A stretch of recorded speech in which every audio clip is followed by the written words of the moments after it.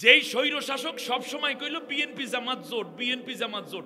এখন বিএনপি জামাত জোটের মধ্যে ফাটল যারা ধরাইতে চায়, আমি মনে করি তারাই ভারতের দালাল আর এই পলাতক সরকারের এজেন্ডা বাস্তবায়ন করতে চায়। মার খাইছে দুইও ভাই, অতএব এই জমিন পাহারাও দেব দুইও ভাই। যদি মাঝখানে দুই ভাই মারামারি করি, তাহলে বাড়ির কাছের চাচাই আইসা আবার ধান কাটতে নিয়ে যাবে। কিন্তু আমার কথা বুঝে আসতেছে? ওরা চাচ্ছে আওয়ামী লীগ এবং বিএনপির মধ্য থেকে কিছু কিছু নিয়ে নতুন আর একটা অপশক্তি দাঁড় করাইয়া দেশের মানুষকে উই পুবুরে আনতে চায়। তা হবে না। সুতরাং মারামারি যদি করতে হয়, দরজা লাগাইয়া জামাত ইসলামের 15 জন, বিএনপির 15 জন, লাগলে 24 না 72 ঘন্টা ওই ভিতরে বইয়ে ঝগড়া করবেন। আমরা বাইরে পাহারা দেব, একটা আওয়াজও যেন বাইরে না আসে, মাইকের সামনে কোনো কথা যেন না দেখি। কোন এমপি বিএনপি এবং জামাত ইসলামের হেফাজতে ইসলাম কিংবা চরমনাই যারা এই ময়দানে দায়িত্ব পালন করতে চান, রক্ত দিয়েছেন, জীবন দিয়েছেন, তারা যদি ঝগড়া করতে চায়, প্রয়োজনে জাতীয় ঝগড়া দিবস পালন করুন। তারপর কোন জায়গায় ঝগড়া করবেন সেখানে করুন। এরপর বড় হল রুম দেব, নাস্তা দেব, খাওয়ন দেব।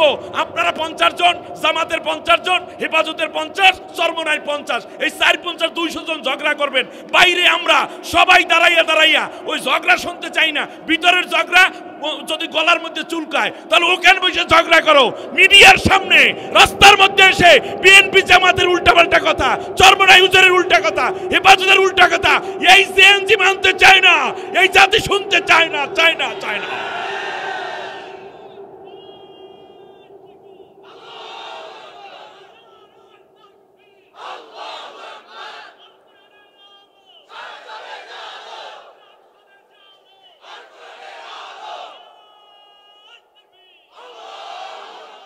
নতুন প্রজন্ম রক্ত দিয়েছে, ওরা জীবনের মায়া করে নাই। 3000 অধিক ছাত্রকে হত্যা করা হয়েছে, আগুন দিয়ে পোড়ানো হয়েছে লাশগুলো। ওদের চোখ নাই প্রায় 2500 ছাত্র ছাত্রীর, হাত পা কাটা গেছে প্রায় 3000 ছাত্র ছাত্রীর। কত মায়ের কোল খালি হলো, রক্ত দিল ওরা। আর আপনি এখন ঝগড়া করেন, এটাই তো সবচেয়ে বড় অজ্ঞানীর কাজ করে যাচ্ছেন। ওই বাচ্চাদের কাছে আপনারা হালকা হয়ে যাচ্ছেন। তোমরা বলতেছো তোমরা আইনের স্বাধীনতা দিয়েছো, কিন্তু তোমরা নির্দোষ মানুষকে ধরে পিটাও আর গুলি করো। তারা বলে একরকম, আর এই সন্তানরা দেখে আর একরকম। ভালো করে বুঝছেন, এই জেনারেশনের অবস্থাটা আপনার আগে বুঝতে হবে, আর না হলে আপনিও ফেল করবেন। এরপর বলছে যে আমরা মানুষের ভোটাধিকার নিশ্চিত করেছি, গণতন্ত্র ফিরাই আনছি। পোলাপাইনি দেখতেছে দিনের ভোট রাতে দিয়ে ফেলাইছে। দেখে একরকম, শোনে, কিন্তু এই জেনারেশন অভ্যস্ত কিতে দেখে না, শুই না, দেখা। এই রকটা আমার ববু ধরতে পারে নাই, কারণ উনি আছে সোনার জেনারেশনের মধ্যে, XY এর মধ্যে, কিন্তু এই জেনারেশন কি দেখে অভ্যস্ত। তিনি বলছেন যে ওই যে শাপলা চত্বরে একটা মানুষও মরে নাই, কিন্তু এই জেনারেশন দেখেছে 5 মে রাতে সমস্ত অন্ধকার করে দিয়ে, লাইট বন্ধ করে, মিডিয়া বন্ধ করে, সমানে গুলি করে মানুষদেরকে হত্যা করা হয়েছে। ইনি বললেন যে ওরা ডাল ভাতের জন্য লড়াই করেছে পিলখানায়, কিন্তু আমার জেনারেশন দেখতেছে ভারতের রয়ের প্রেসক্রিপশন ববু বাস্তবায়ন করে আমার দেশকে পঙ্গু করে ভারতের গোলাম রাষ্ট্রে পরিণত করার ষড়যন্ত্র করেছে। তারা বলল লগি বৈঠা দিয়ে দিনের বেলায় মানুষদেরকে হত্যা করে 28 অক্টোবর 2006 সালে রাজপথে মানুষের মৃত্যু ঘটাইয়া হত্যা করে মৃত্যু দেহের উপর নৃত্য করেছে। এই দৃশ্য আমার জাতি দেখেছে, আমার এই জেনারেশন দেখেছে। বলছে কিচ্ছু হয় নাই, অত্যাচার করেছে। বলছে দুর্নীতিমুক্ত বাংলাদেশ আমরা কায়েম করতেছি, অথচ নিজে দুর্নীতি সহ 14 গোষ্ঠী দুর্নীতিতে ভরা। বাংলাদেশের তিনবার নির্বাচিত একজন প্রধানমন্ত্রী নারী, প্রায় 80 বছর বয়স্কা এক বৃদ্ধাকে ঘর থেকে আউট করে দেয়া হলো, নিজের বাড়ি থেকে। বলা হলো আমরা আইনের শাসন প্রতিষ্ঠা করতেছি। তোরা দেখে একরকম, শোনে আর একরকম। যেই মানুষটার হাত ধরে হাজার হাজার কাফের মুসলমান হলো, যার কথা শুনে যুবকরা বেনামাজি থেকে নামাজি হলো, যার জবানের আলোচনা শুনে কোরআন হাদিসের কথা শুনে এই দেশের লক্ষ লক্ষ তরুণ তরুণীর সতীত্বের হেফাজতের জন্য কাজ শুরু করলো, বেনামাজি নামাজি হলো, মা বাবার অবাধ্য সন্তান মা বাবার অনুগত হলো। এরা দেখতেছে এই হুজুর এত সুন্দর ওয়াজ করে, এমনকি সুষ্ঠু নির্বাচন হওয়ার পর দুইবার এলাকার মানুষে ভোট দিয়ে তাকে এমপি পর্যন্ত বানিয়েছে। যার সম্মান ইজ্জত আকাশচুম্বী সেই মানুষটাকে বানাইছে দর্শনকারী। তার 40 বছর আগে কি করেছে, বাড়ি ঘর পোড়ানো, এমনকি চুরি করা, জেনাকারী, হত্যাকারী বানিয়েছে। তারা দেখেই একরকম হুজুরকে, ওনারা আবার শোনে আর এক রকম। এই কারণে আমার দেশের যুবকেরা যা দেখে সেইটাই বিশ্বাস করেছে, শোনা কথা তারা বিশ্বাস করে নাই, ঠিক না বলেন? ফলে যাদেরকে বলা হলো রাজাকার, আমার জাতি দেখেছে একরকম এই প্রজন্ম, তারা চিন্তা করলো না তো এই লোক তো রাজাকার না, এই লোক তো দর্শনকারী না। এই জন্য তারা স্লোগান দিছে, চেয়েছিলাম অধিকার, হয়ে গেলাম রাজাকার। এমনকি এই মিথ্যার জবাব দিতে গিয়ে দেখে একরকম, শোনে আর একরকম। শোনা কথার প্রতিবাদ করতে গিয়ে তারা এই পর্যন্ত বলল, তুমি কে রাজাকার, আমি কে রাজাকার, বলছে কে? আপনি খেয়াল করতে পেরেছেন? এর মানে হচ্ছে তোমরা যা বলো এই প্রজন্ম তার চেয়ে বেশি বোঝে, এরা দেখে বিশ্বাস করতে চায়। এই জন্য আজকে ছোট্ট করে একটা পরামর্শ দেই, সেটা হচ্ছে যারা বাংলাদেশে রাজনীতি করেন, চাপাবাজি রাজনীতি দিয়ে আর হবে না। কারণ এই নতুন প্রজন্ম দেখতে চায় আপনি কি করেন, যেটা করেন সেইটা বলেন। আপনি জাতির সেবা করেন, আপনি হাসপাতাল বানাই মানুষের সেবা করেন, আপনি মানুষের দ্বারে দ্বারে এই শীতের দিনে ল্যাপ কম্বল নিয়ে হাজির হয়ে যান, বন্যার্তদের পাশে দাঁড়ান। শুধু চাপাবাজি করবেন আর নির্বাচনের সময় একটা বাক্স পাতবেন, ওরা কিন্তু বাক্সে মাল দিবে না। তার কারণ হলো এই নতুন প্রজন্ম শুইনা জিনিস দেয় না, দেখা জিনিস দেয়, ঠিক কিনা বলেন? আবার বলি, ভালো কথা তো ভালো নাও লাগতে পারে, কিন্তু এখন এই প্রজন্মের রগ আপনার বুঝতে হবে, আর না হলে আপনিও ফেল, আমি জামালউদ্দিনও ফেল। এবার বলি শোনেন, এরাও জেনজি। এরা কি? এদের মেধাটা এইরকম করে দিয়েছেন কে? এরা এখন দেখে অভ্যস্ত হতেছে। এরপরে আসতেছে আলফা জেনারেশন। আলফা জেনারেশন শুধুমাত্র দেখা খুশি হবে না, আলফা জেনারেশন ধরবে একেবারে সোজা। ওই যে আপনি বলতেছেন উন্নয়ন উন্নয়ন, ওরা উন্নয়ন দেখে তারপরে আসবে, এখন ধৈর্য থাকবে উন্নয়ন। আলফা জেনারেশন অলরেডি শুরু হয়ে গেছে।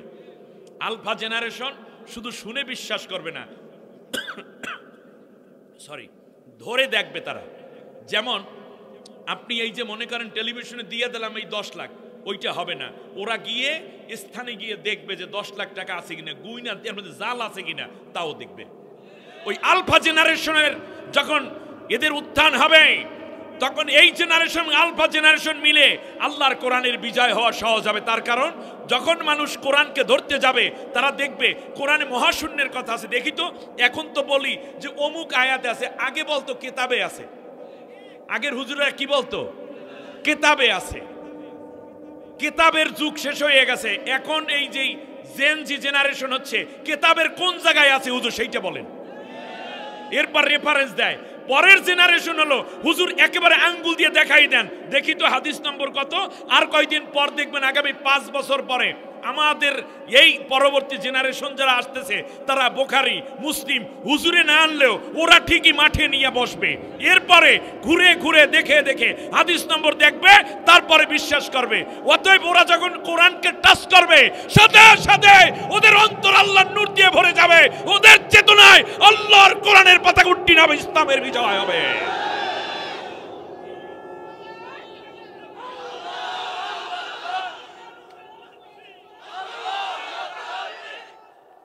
শুনুন,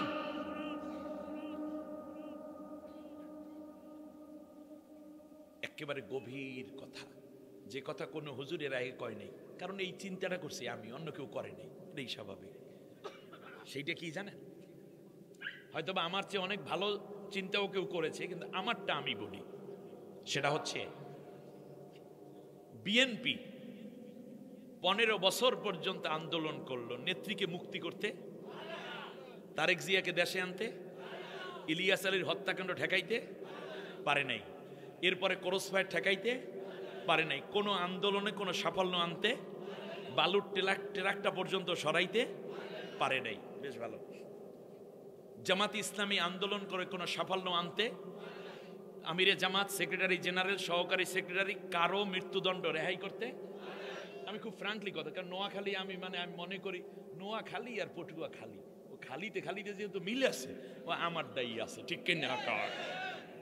আবার একটা ঘটনা আছে না, আমার গ্রামের নাম হলো খলিশা খালি, আবার কয়দিন মাস বাসায় ছিলাম মহাখালী, আমাদের লঞ্চ স্টেশনের নাম কোটখালী, তাহলে এখানে আছে নোয়াখালী, খালিতে মিললে গেছে, ঠিক কিনা বলেন?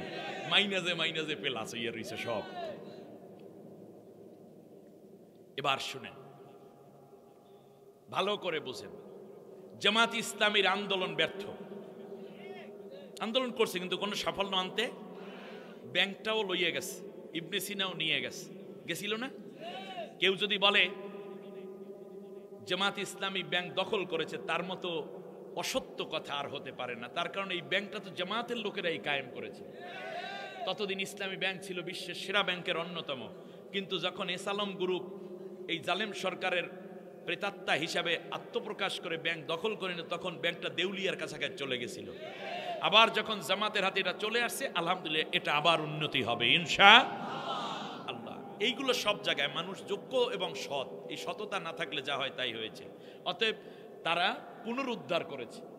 আমার সম্পদ ডাকাইতে নিয়ে গেছে, ডাকাইতে থাবড়াইয়া আমার স্বর্ণ দানা আমি নিয়ে আসছি, তাহলে কি আমি কি ডাকাতের দখল করলাম নাকি আমারটা পুনরুদ্ধার করলাম?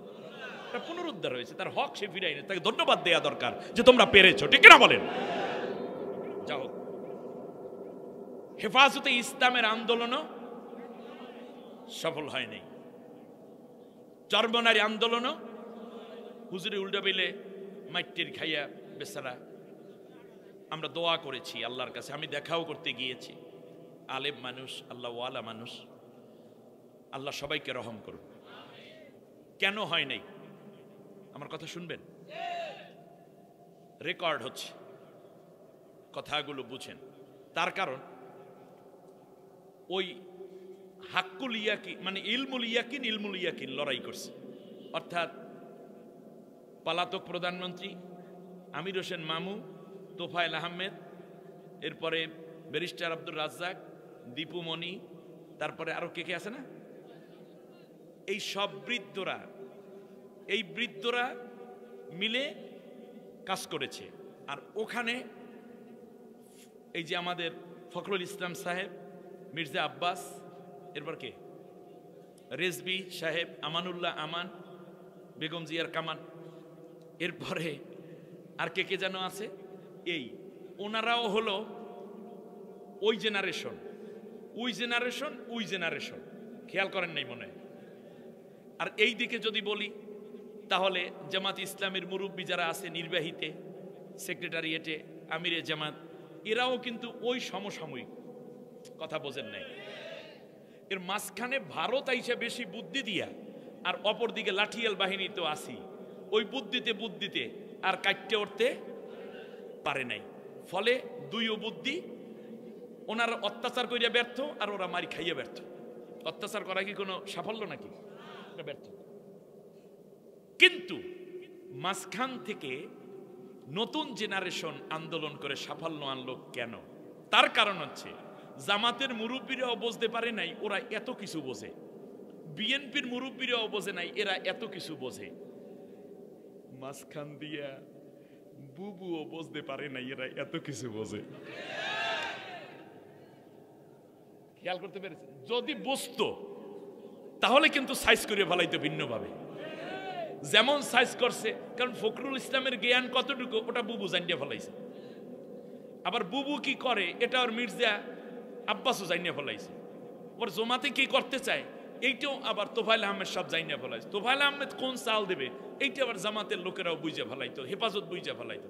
কিন্তু বুঝতে পারবে না যার, তার নাম হয়েছে জেনজির জেনারেশন। বুবু মনে করছে কি ওই যে আগের গুলোরে যেইভাবে পিড়াইছি সেই ঔষধ দেওয়া শুরু করছে এদেরকে, কিন্তু এদের শরীরের অবস্থা, মানসিক অবস্থা, চিন্তা, দূরদর্শিতা এই ঔষধ আর গ্রহণ করে নাই। ওরা কয় এই ঔষধ তো আমাদের কাছে নাই, তার কারণে এই ঔষধে এই রোগ ভালো হবে না, আমরা রুগীও ভিন্ন, ঔষধও লাগবে ভিন্ন, ঠিক না? যার কারণে প্রভুর ঔষধ ফেল মারছে, পোলাপাইন দাঁড়াই গেছে। আল্লাহু আকবার।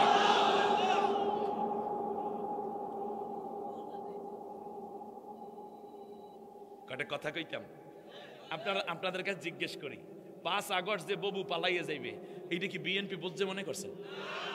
আচ্ছা, বিএনপির যারা আছে তারা একটু বলেন, আমরা তো আমাদের ভাই, সারা জীবন এই 17টা বছর পর্যন্ত খালি গাইলেছে বিএনপি জামাত, বিএনপি জামাত, ষড়যন্ত্র, জঙ্গি জোট, এই উন্নয়নের বাধা, বিএনপি জামাত। আরে ভাই, যেই স্বৈর শাসক সব সময় কইল বিএনপি জামাত জোট, বিএনপি জামাত জোট, এখন বিএনপি জামাত জোটের মধ্যে ফাটল যারা ধরাইতে চায়, আমি মনে করি তারাই ভারতের দালাল আর এই পলাতক সরকারের এজেন্ডা বাস্তবায়ন করতে চায়। মার খেয়েছি দুইও ভাই, অতএব এই জমিন পাহারাও দেব দুইও ভাই। যদি মাঝখানে দুই ভাই মারামারি করি তাহলে বাড়ির কাছের চাচাই আইসা আবার ধান কাটতে নিয়ে যাবে। কিন্তু আমার কথা বুঝে আসতেছে? ওরা চাচ্ছে আওয়ামী লীগ এবং বিএনপির মধ্য থেকে কিছু কিছু নিয়ে নতুন আর একটা অপশক্তি দাঁড় করাইয়া দেশের মানুষকে উই পুবুরে আনতে চায়। তা হবে না। সুতরাং মারামারি যদি করতে হয় দরজা লাগাইয়া জামাত ইসলামের 15 জন, বিএনপির 15 জন, লাগলে 24 না 72 ঘন্টা ওই ভিতরে বইয়ে ঝগড়া করবেন, আমরা বাইরে পাহারা দেব। একটা আওয়াজও যেন বাইরে না আসে, মাইকের সামনে কোনো কথা যেন না দেখি। কোন এমপি বিএনপি এবং জামাত ইসলামের হেফাজতে ইসলাম কিংবা চরমনাই যারা এই ময়দানে দায়িত্ব পালন করতে চান, রক্ত দিয়েছেন, জীবন দিয়েছেন, তারা যদি ঝগড়া করতে চায় প্রয়োজনে জাতীয় ঝগড়া দিবস পালন করুন। তারপর কোন জায়গায় ঝগড়া করবেন সেখানে করুন। এরপর বড় হল রুম দেব, নাস্তা দেব, খাওয়ন দেব। আপনারা 50 জন, জামাতের 50 জন, হেফাজতের 50, চরমনাই 50, এই 4-50 200 জন ঝগড়া করবেন। বাইরে আমরা সবাই দাঁড়াইয়া দাঁড়াইয়া ওই ঝগড়া শুনতে চাই না। ভিতরের ঝগড়া যদি গলার মধ্যে চুলকায় তাহলে ওখানে বসে ঝগড়া করো। মিডিয়ার সামনে রাস্তার মধ্যে এসে বিএনপি জামাতের উল্টাপাল্টা কথা, চরমনাই হুজুরের উল্টা কথা, হেফাজতের উল্টা কথা এই সিএনজি মানতে চায় না, এই জাতি শুনতে চায় না, চায় না, চায় না।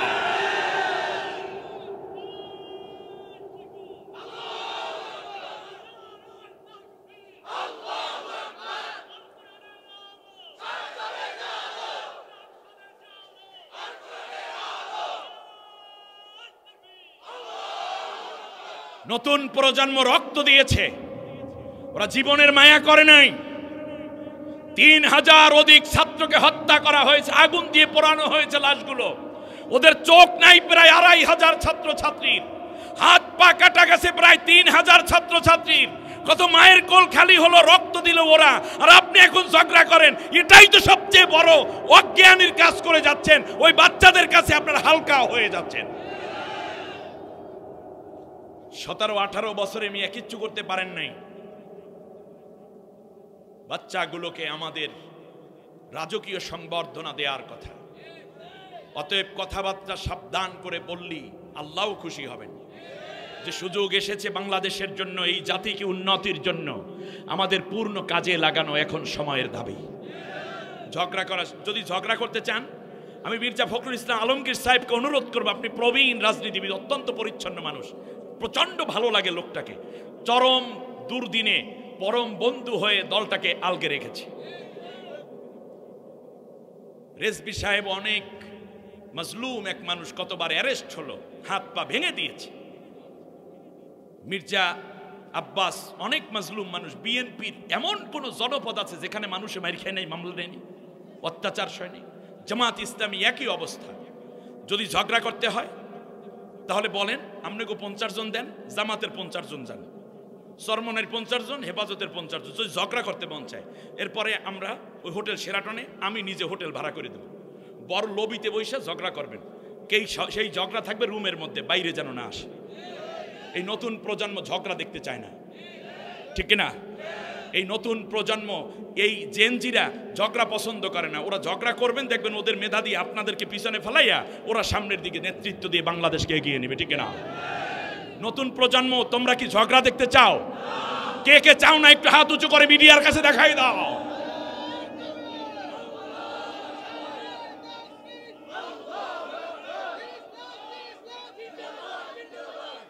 এই নতুন প্রজন্মের আকাঙ্ক্ষা আপনারা পূরণ করুন।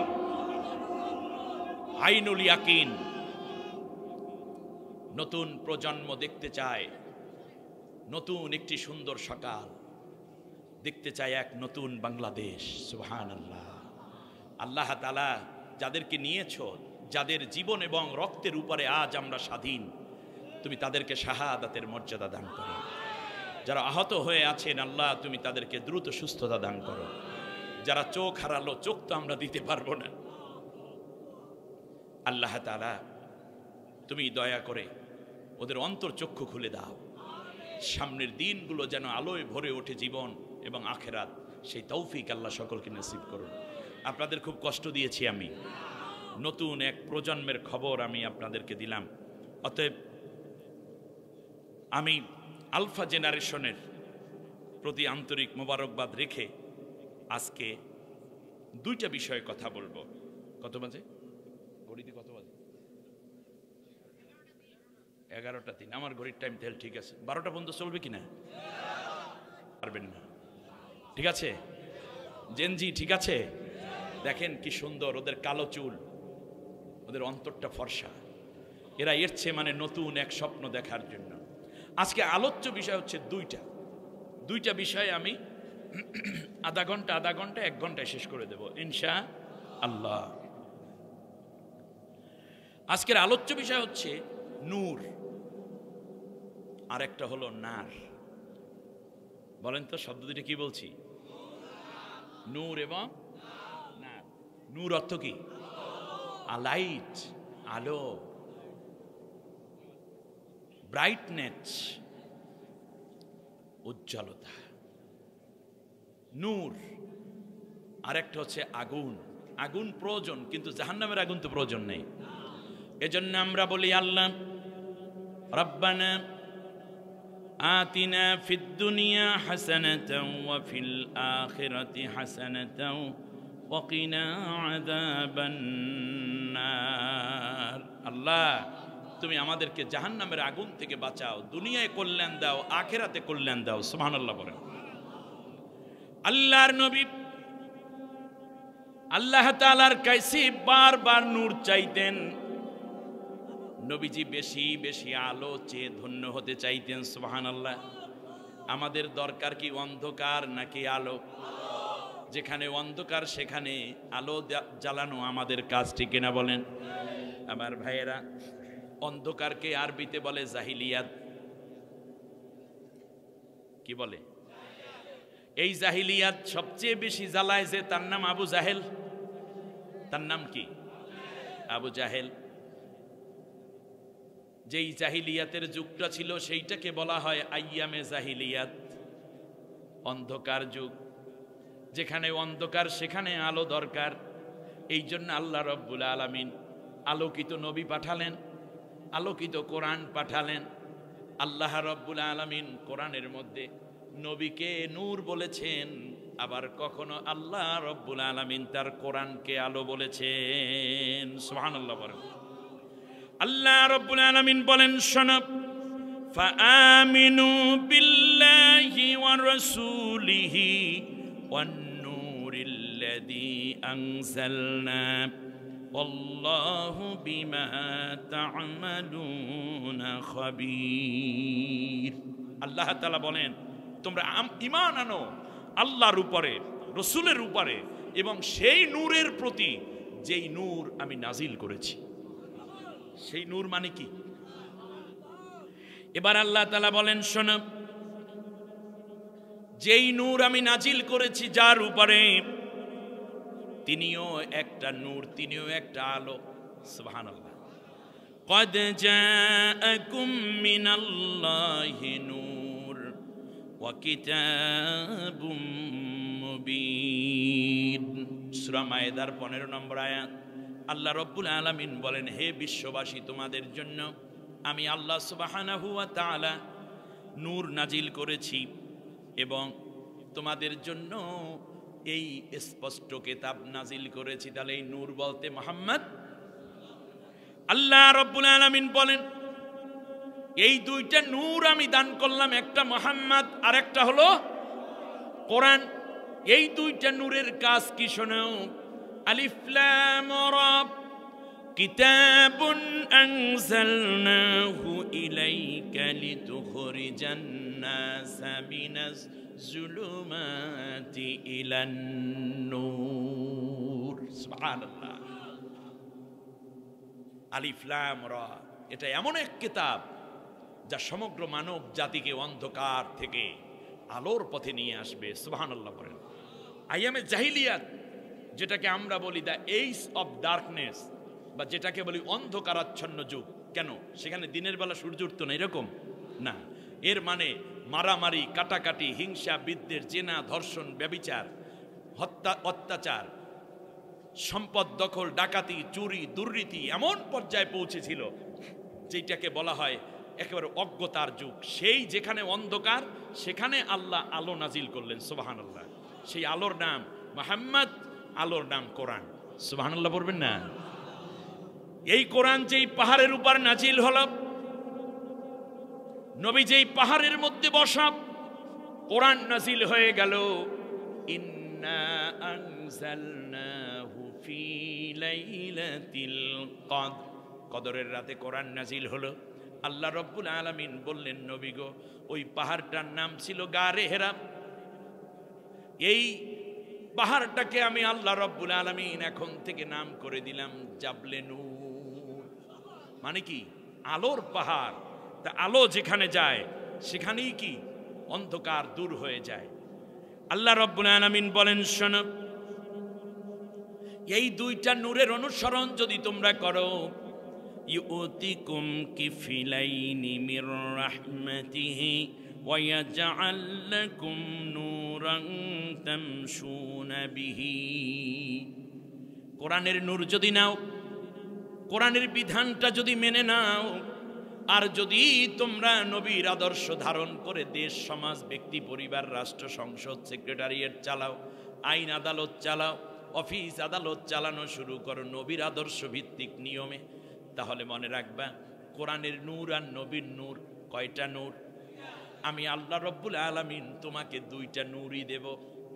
তুমি যেই দিন চলে যাবে দুনিয়ার থেকে, গহীন কবরে, গাঢ় অন্ধকার, ডানে মাটি বামে মাটি, উপরে মাটির ছাউনি, ও আমার বান্দিরারে, তার উপরে বাঁশের চালি বিছায়া, কলা পাতা কিংবা চাটাই দিয়া দিবে, উপরে মাটির যখন তোমাকে চাপা দিয়ে দিবে, সবাই এক এক করে চলে যাবে। আমি আল্লাহ রব্বুল আলামিন তখন তোমার ডানে এবং বামে, যেহেতু দুইটা নূর তুমি দুনিয়ায় ফলো করেছো, এই জন্য তোমাকেও আমি আল্লাহ ডান বামে দুইটা নূর দিয়ে জান্নাত পর্যন্ত দ্রুত পথে তোমাকে জান্নাতে পৌঁছাইয়া দেব। আল্লাহ রব্বুল আলামিন বলেন, শোনো, আমি আল্লাহ কোরআন নাজিল করেছি অন্ধকার থেকে আলোর পথে নেয়ার জন্য।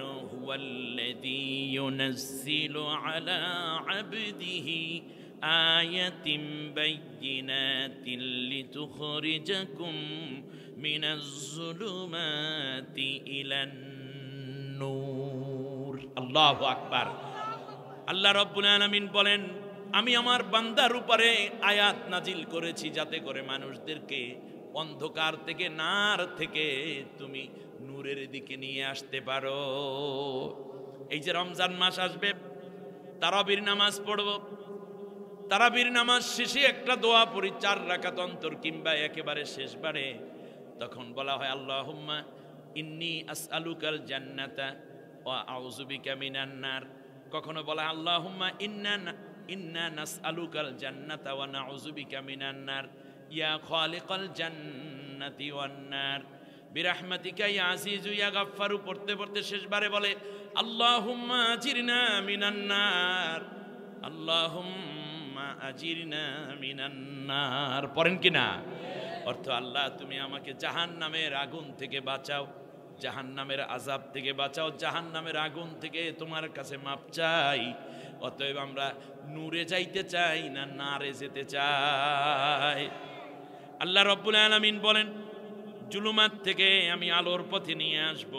আল্লাহ সুবহানাহু ওয়া তাআলা বলেন শোনো, আমি আল্লাহই নূর দ্বারা ওয়ালাকিন জাআলনাহু নূরান নাহদি বিহি মান নাশাউ মিন ইবাদিনা। ও নবী, তুমিও জানতে না ঈমান কাকে বলে, কিতাব কাকে বলে। ওয়াকাযালিকা আওহাইনা ইলাইকা রূহাম মিন আমরিনা মা কুনতা তাদরি মাল কিতাবু ওয়ালাল ঈমান ওয়ালাকিন জাআলনাহু নূরান নাহদি বিহি মান নাশা। সুবহানাল্লাহ পড়বেন না? নবী তুমিও জানতে না ঈমান কাকে বলে, কিতাব কাকে বলে। এরপর আমি কোরআন নাজিল করে তোমাকে ঈমান শিখাইছি, কিতাব শিখিয়েছি, তোমাকে আমি নূর দিয়েছি। সুবহানাল্লাহ বলেন। আল্লাহ রাব্বুল আলামিন বলেন শোনো, শুধু এটাই নয়, আমি আল্লাহ চাই। আল্লাহু আকবার। আজকের আলোচনাটা কি একটু বোঝার জন্য শুধু গুছিয়ে নিচ্ছি। আল্লাহ রাব্বুল আলামিন বলেন আমি আল্লাহ সব সময় তোদের কাছে চাই। শুধু আমি চাই না, আমার সব ফেরেশতারা চায়। কি চাই শোন, আল্লাহ যা চান সেইটা কি আপনারা পূরণ করতে রাজি আছেন? হুয়াল্লাযী ইউসাল্লি আলাইকুম ওয়া মালাইকাতুহু লিইখরিজাকুম মিনাজ যুলুমাতি ইলান নূর ওয়া কানা বিল মুমিনিনা রাহিমা। সূরা আহজাবের 43 নম্বর আয়াত। আল্লাহ রাব্বুল আলামিন বলেন আমি আল্লাহ সব সময় তোদের কাছে অপেক্ষায় থাকি, আর আমি চাই আমার সাথে সাথে আমার ফেরেশতারাও অপেক্ষা করে এবং দোয়া করতে থাকে। আমি চাই তোরা অন্ধকার থেকে জাহিলিয়াত ছাইরা ইসলামের নূরে, ঈমানের নূরে, কোরআনের নূরে তোরা নূরান্বিত হয়ে যাও। সুবহানাল্লাহ। আল্লাহ রাব্বুল আলামিন বলেন শোনো, এই নূর দিয়ে আমি আল্লাহ সুবহানাহু ওয়া তাআলা তোমাদেরকে বের করে নিয়ে আসি। ওয়ায়ুখরিজুহুম মিনাজ যুলুমাতি ইলান নূর। আমার ভাইরা, আল্লাহ সুবহানাহু ওয়া তাআলা বলেন আমি আল্লাহ অন্ধকার থেকে নূরের দিকে নিয়ে আসি আমার হুকুমে। কিন্তু একটা কাজ আছে, সেটা হচ্ছে এই যে ইয়াহদি বিহিল্লাহু মানিত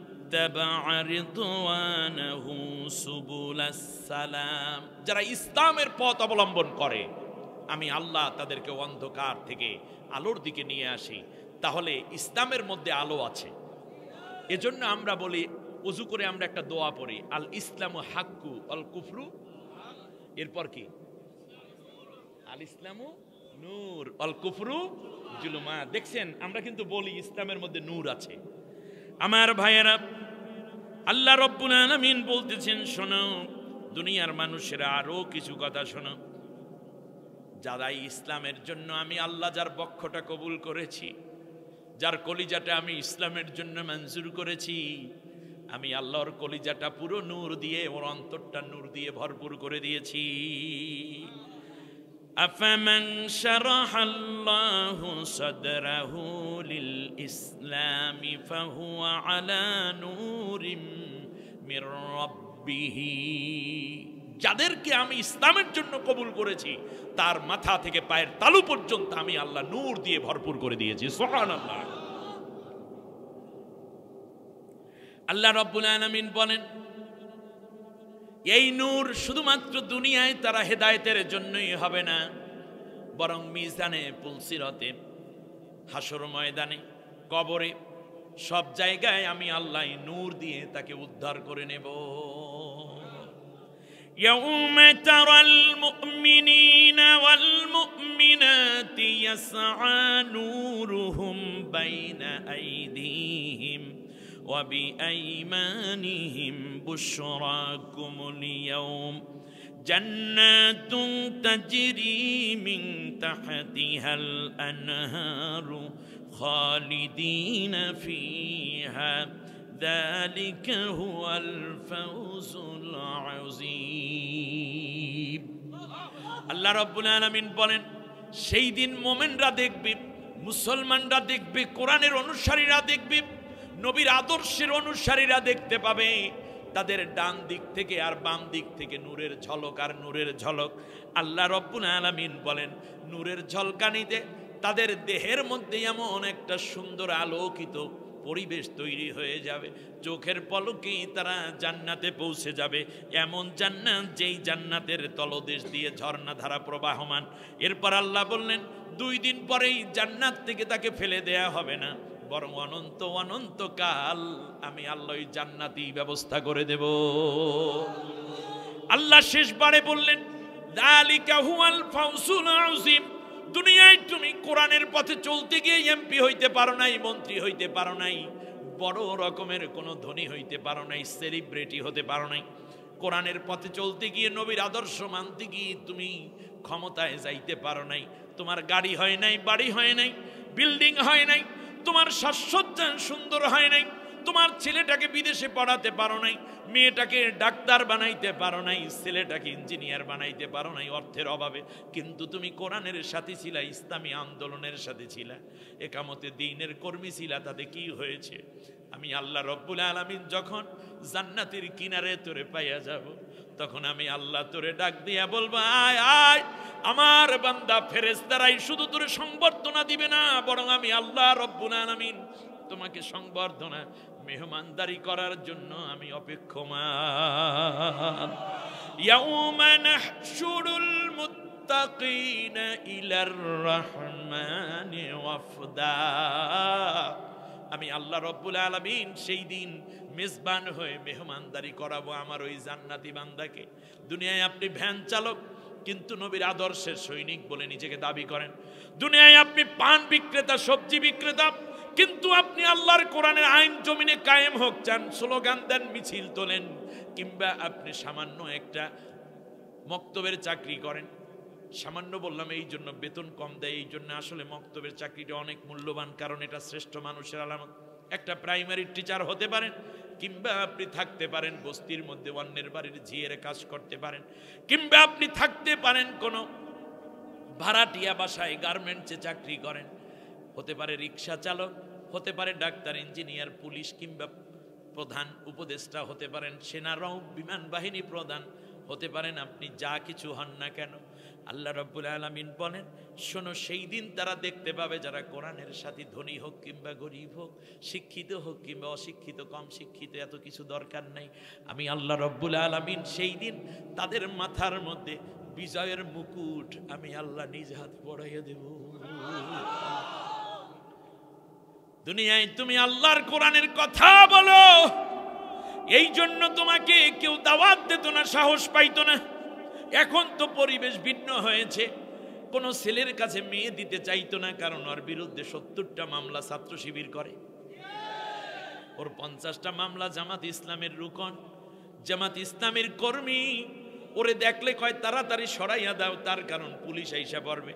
মাহফিলের মধ্যে সভাপতি হইতে তো দূরের কথা, এলাকায় যদি কোনোদিন শোনে অমুকে আসবে, জামাতের আমির, ইউনিয়ন আমির, কিংবা যদি শুনে থাকে যে উপজেলা আমির, তাহলে মাহফিলটা পুরাপুরি বন্ধ, বক্তা নিজেও গ্রেপ্তার, ঠিক কিনা? এখন তো কিছুটা পরিবেশ ঠিক হয়ে আছে। আমার আল্লাহ ডাক দিয়া কয়, দুনিয়ায় তুই কিচ্ছু পাও নাই রে বান্দা। তোর বাবাকে গুলি করে হত্যা করেছ, তোর মাকেও জেল দেওয়া থেকে মাফ করে নাই। তুই আমার কোরআনের কথা বলতে গিয়ে হলে থাকতে পারো নাই, আলাদা ম্যাচ করে থেকেছো, তাও গভীর রাতে পুলিশে হামলা করে নিয়ে গেছে, তোর ল্যাপটপটা লয়ে গেছে। কিংবা রাতে ঘুম থেকে তুলে আদালতের মধ্যে নিয়ে জনমের মতো মারছে। আরো কে কে আছে তাড়াতাড়ি বল, তোর পরবর্তী পরিকল্পনা কি? আমার নির্দোষ ছাত্র ভাইরা কত মারি খাইলো, অপরাধ তারা শিবির করে, অপরাধ তারা ছাত্র দল করে, ঠিক না? অপরাধ তারা ছাত্র আন্দোলন করে, অপরাধ তারা কওমি মাদ্রাসায় পড়ে।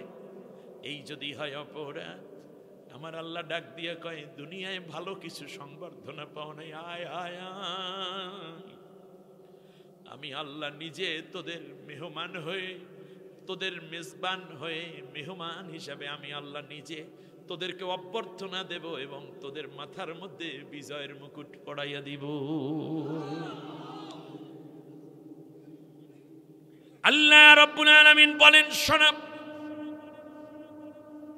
নবীর আদর্শের নূর, কোরআনের নূর নিয়ে যারা সামনে আগাবে, এই দৃশ্য দেখা একদল মুনাফিক পুরুষ এবং নারী, ওই খাঁটি ইমানদার নারী পুরুষ যারা কোরআনের পক্ষের মানুষ, নবীর আদর্শের পক্ষের মানুষ, এদেরকে দেখা বলবে, ইয়াউমা ইয়াকুলুল মুনাফিকুনা ওয়াল মুনাফিকাতু লিল্লাযীনা আমানু নজুরুনা নাকতাবিস মিন নূরিকুম।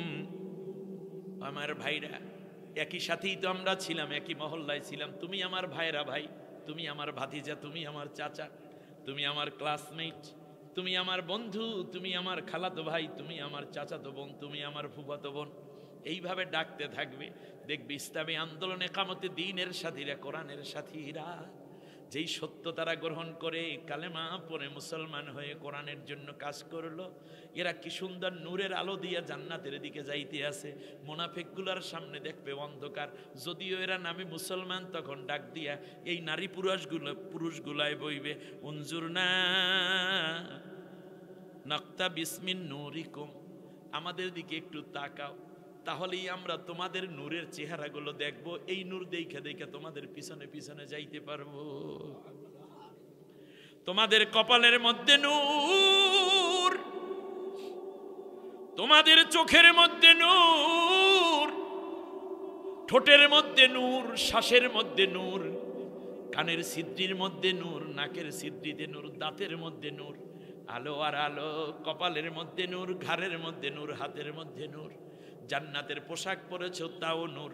সাথে সাথে সাথে সাথে ইমানদারেরা বলবে, কিলা রজিউ ওয়ারাআকুম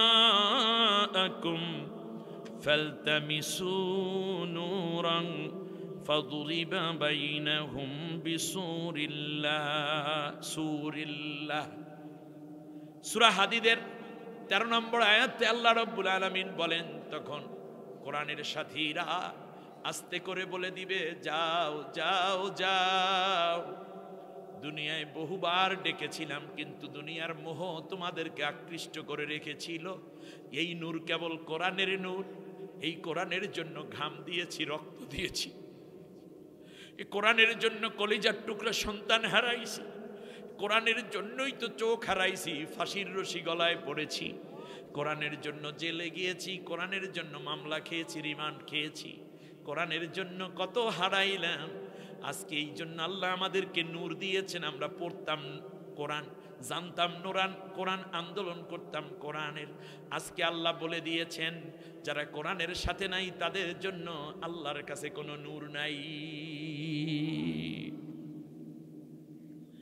আমার ভাইয়েরা, দুনিয়ার বুকে এই নূরটা যেন না থাকে, কাফেরেরা খুব বেশি তৎপর। ইউরিদুনা লিয়ুতফিউ নূরাল্লাহি বিআফওয়াহিহিম, ওরা নূরটা সহ্য করতে পারে না, ওরা নূরটাকে নিভাইয়া দিতে চায়। এই জন্য আল্লাহর নবী সব সময় বলতেন, আল্লাহ, এই দোয়াগুলো পড়বেন, আল্লাহর নবী বলতেন, আল্লাহ আল্লাহুম্মা জাআললি ফি কলবি নূরা, আল্লাহ তুমি আমার কলব নূর দিয়া ভরপুর করে দাও। সুবহানাল্লাহ। আল্লাহর নবী দোয়া করতেন, আল্লাহুম্মা জাআললি ফি কলবি নূরা ওয়া ফি লিসানি নূরা, ও আল্লাহ তুমি আমার জবানটা, আমার জিহ্বাটা নূর দিয়ে ভরপুর করে দাও। আল্লাহ গো, ওয়া ফি সামিঈ নূরা, আমার কানের শ্রবণ শক্তিতে তুমি নূর দিয়া দাও। ওয়াফি বাসারি নূরা, আমার চোখের মধ্যে তুমি তোমার নূর দিয়া দাও। অমিন ফাওকি নূরা, আমার উপরে তুমি নূর দাও। অমিন তাহতি নূরা, আমার নিচের দিকেও তুমি নূর দিয়ে ভরপুর করো আল্লাহ।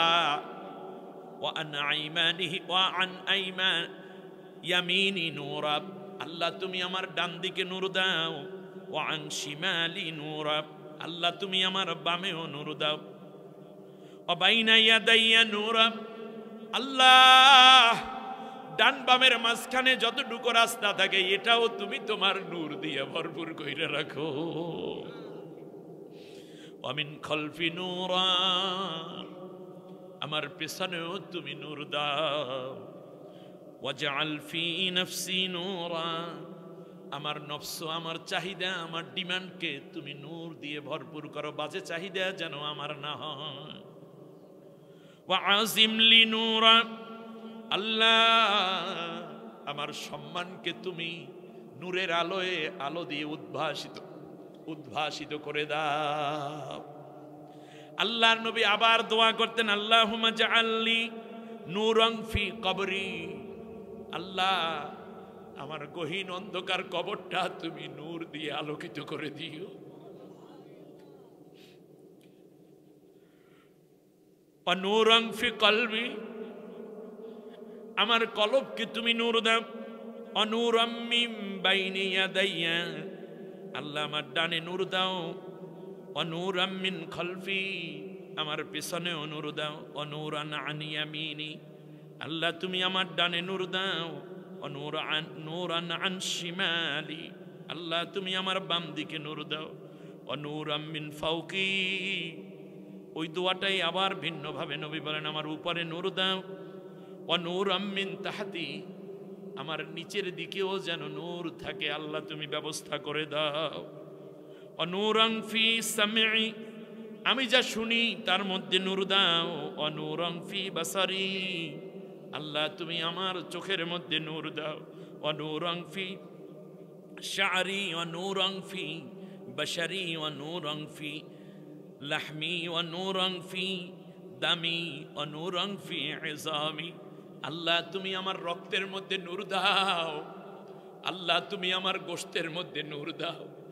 আল্লাহ তুমি আমার চামড়ার মধ্যে নূর দাও। আল্লাহ তুমি আমার পশমের মধ্যে নূর দাও। আল্লাহ তুমি আমার হাড়গুলোর মধ্যে নূর দাও। সুবহানাল্লাহ কয় না? আল্লাহুম্মা আযিম লি নূরা, আল্লাহ আমার সম্মানকে তুমি নূরান্বিত করো, উঁচু করো, মর্যাদাপূর্ণ করো, আলোকিত করো। ওয়া আতিনি নূরান, আল্লাহ তুমি আমারে বেশি বেশি কইরা নূর দাও। আমরা বেশি বেশি কইরা টাকা চাই, নবী বেশি বেশি কইরা নূর চাই। সুবহানাল্লাহ। ওয়াজআল লি নূরা, আল্লাহ সবকিছু তো বললাম, এইবার তোমার কাছে আমি চাই, ও আমার মালিক আল্লাহ গো, তুমি দয়া করে আমারে পুরা নূরের মধ্যে দাখিল করে না। সুবহানাল্লাহ। আমার ভাইয়েরা, এবারে আল্লাহর নবী চাই নূর, নবী চাই আলো। আজকের নতুন প্রজন্ম অন্ধকার থেকে একটা আলোকিত সমাজ চাই, ঠিক কিনা বলেন? এবার আমরা সোজা সোজি চলে যাব আল্লাহ রব্বুল আলামিনের কোরআনের কাছে। কয়টা কথা যেন বলছিলাম, নার আর একটা কি? নূর। আমার দিকে ভালো করে তাকান, ভালো করে তাকান। আমরা নার চাই না নূর চাই? এবার আমরা কোথায় নার পাবো, কোথায় নূর, কোথায় নার জানার দরকার আছে না নাই? আমার সাথে পড়ে না, আউযু বিল্লাহি মিনাশ শাইতানির রাজিম, বিসমিল্লাহির রহমানির রহিম। বিতাড়িত অভিশপ্ত শয়তানের ওয়াসওয়াসা থেকে আল্লাহর আশ্রয় চাই। আমাদের আশ্রয়দাতা কে? নিরাপত্তা দানকারী কে? Pakistan, Bharat, America, London, Canada, Britain, Russia, France? না, কে? করুণাময়, অসীম দয়ালু আল্লাহর নামে শুরু করছি। আল্লাহু ওয়ালিয়ুল্লাযীনা আমানু ইউখরিজুহুম মিনাজ যুলুমাতি ইলান নূর ওয়াল্লাযীনা কাফারু أولياؤهم الطاغوت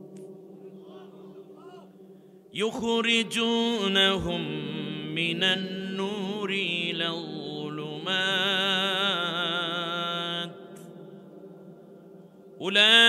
أولئك أصحاب النار هم فيها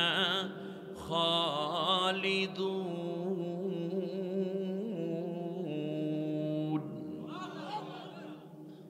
آمنت بالله আল্লাহ যার অভিভাবক সুবহানাল্লাহ অর্থ বলতেছি আল্লাহ যার আবার বলেন আল্লাহ যার আমাদের অভিভাবক কে আমাদের বন্ধু কে আমাদের প্রিয় কে আমাদের মাবুদ কে আল্লাহর চাইতে কি ভালো অভিভাবক আছে আমি তোমার মতো আপন করে আর কারে পাই বলো ঠিক না আমি তোমার মতো আপন করে আর কারে পাই বলো চলতে গেলে ছায়া হয়ে বন্ধু হয়ে সঙ্গে তুমি চলো আর কারে পাই বলো আমি তোমার মতো আপন করে আর কারে পাই বলো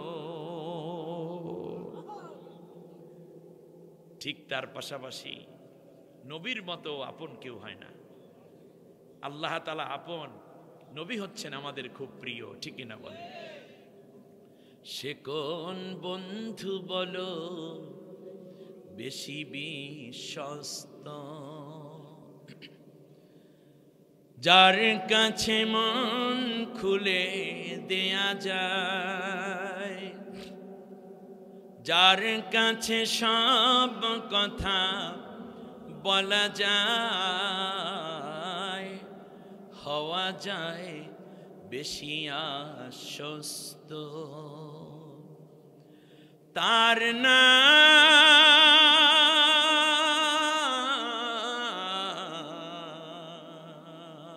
নাম আহমদ বড় বিশ্বস্ত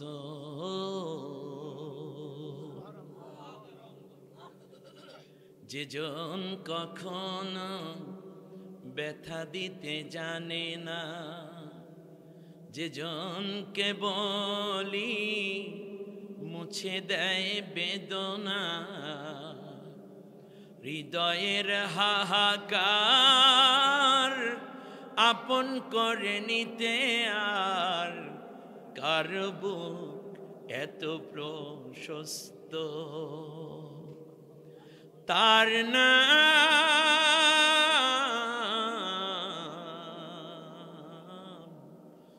আহমদ বড় বিশ্বস্ত ঠিক না মহানবী বলে তারে কেউ বা ডাকে আমি বলি প্রিয়তম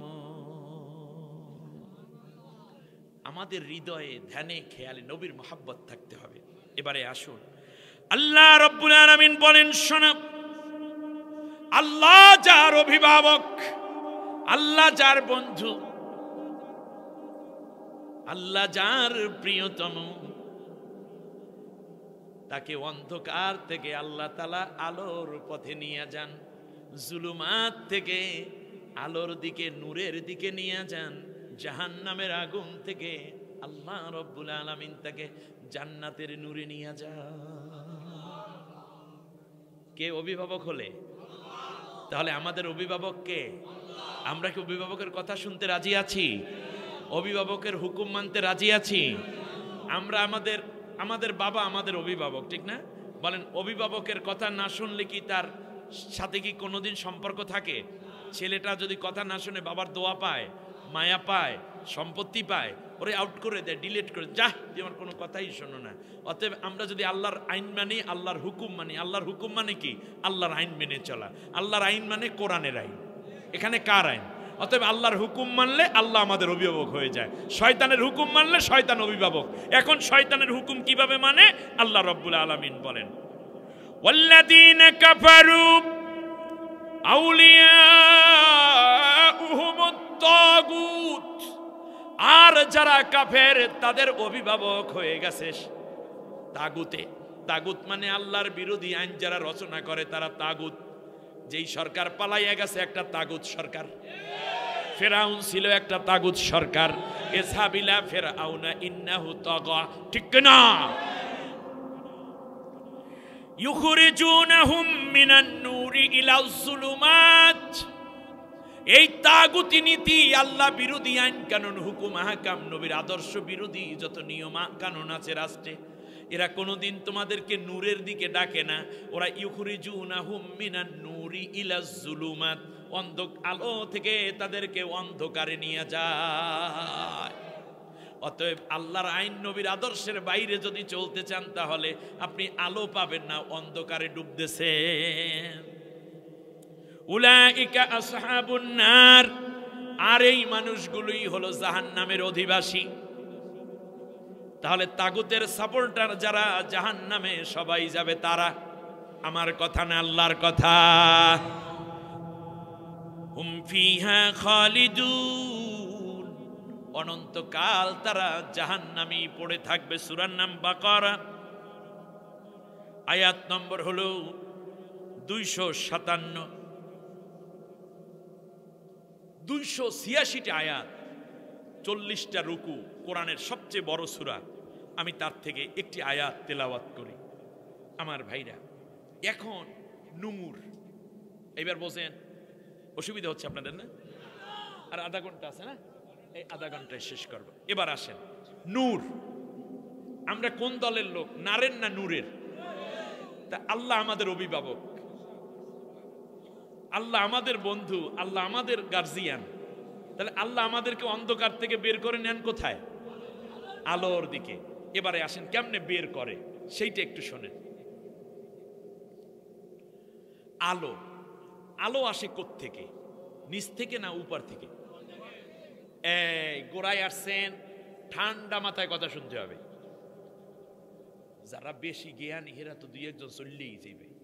আমাদের জ্ঞান দরকার আছে, এই জন্য আমরা বসে রয়েছি। আল্লাহ যে হাসপাতালে রুগীর পাশে বসায় নাই, আল্লাহ তাআলা যে হাসপাতালে বেডের মধ্যে আপনারা বসাইয়ে রাখে নাই। এখন আপনার ছেলে অ্যাক্সিডেন্ট করলে সারা রাত বসে থাকা লাগতো না? তো এই জন্য শুকরিয়া আদায় শুরু, কোরআনের পাশে বসে রয়েছি, এই জন্যই তো মনটা ভরে যাওয়ার কথা, ঠিক না? নূর আসে কোত্থেকে? নিচ থেকে না উপর থেকে? উপর থেকে, রাইট। আচ্ছা, একেবারে এই ছোট নূর থেকে ওঠা শুরু করি। নূর অর্থ আলো। বলেন তো, এই যে প্যান্ডেল সাজানো হলো, লাইটগুলা, লাইট, লাইট মানেই তো আলো, আরবিতে বলে নূর। এই আলোগুলা টানাইছে নিচে না উপরে? রাইট। তাহলে নূর থাকে কোথায়? উপরে। এইবার আমার আপনার নিজের দেহের দিকে তাকাই। আমাদের দেহের ভিতরে আল্লাহ দুইটা নূর দিয়েছেন। সুবহানাল্লাহ বলেন। একটা নূর হইল জ্ঞানের নূর, জ্ঞানের নূর। লা তা'মাল আবসারুহুম ওয়ালাকিন তা'মাল কুলুবুল্লাতী ফিস সুদূর। জ্ঞান নষ্ট হয়ে গেছে, জ্ঞানের নূর, আলোকিত জ্ঞানী বলে না? আচ্ছা, জ্ঞান, মানুষের বিবেক, জ্ঞান, এগুলো থাকে কোথায়? মাথায়। মাথাটা কি নিচের দিকে না উপরের দিকে? একেবারে উপরে। খেয়াল করছেন? মাথাটা আল্লাহ তাআলা পৃথিবীর সব প্রাণীর মাথা রাখছে নিচের দিকে, শুধু মানুষের মাথাটা উপরের দিকে। কারণটা কি? এ কেবল সেজদার সময় মাথা নত হয়, আর না হয় কোনো সময় নত হওয়া লাগে না, ঠিক না বলেন? এটা যেহেতু জ্ঞান, জ্ঞান দিয়ে আল্লাহকে বুঝতে হয়, সেই জন্য আল্লাহ জ্ঞানের জন্য মাথাটা উপরে রেখেছেন। এই জন্য আল্লাহ তাআলা বলছেন, আফালা ইয়াতাদাব্বারুনাল কুরআনা আম আলা কুলুবিন আকফালুহা।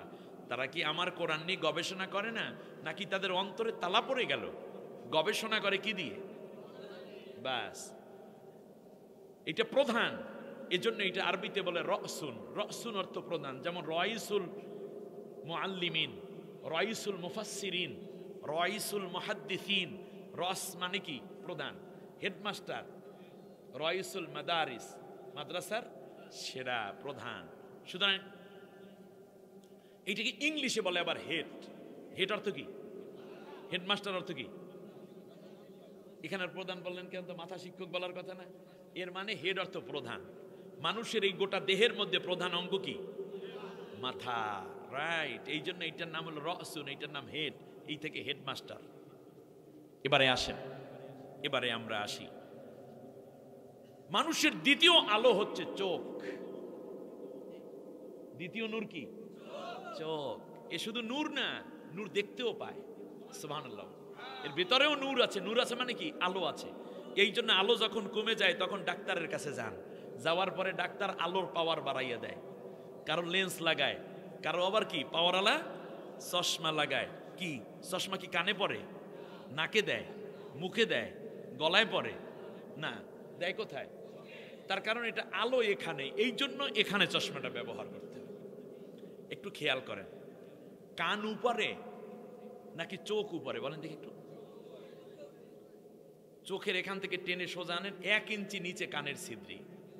এর মানে দুইটা নূরকে আল্লাহ উপরে রাখছে। নূরওয়ালারা থাকবে কোথায়? কিন্তু আমরা কি আল্লাহর নূরকে উপরে উঠাইতে পারছি? এবারে আসেন, এইবার নূরের কথা চিন্তা করেন।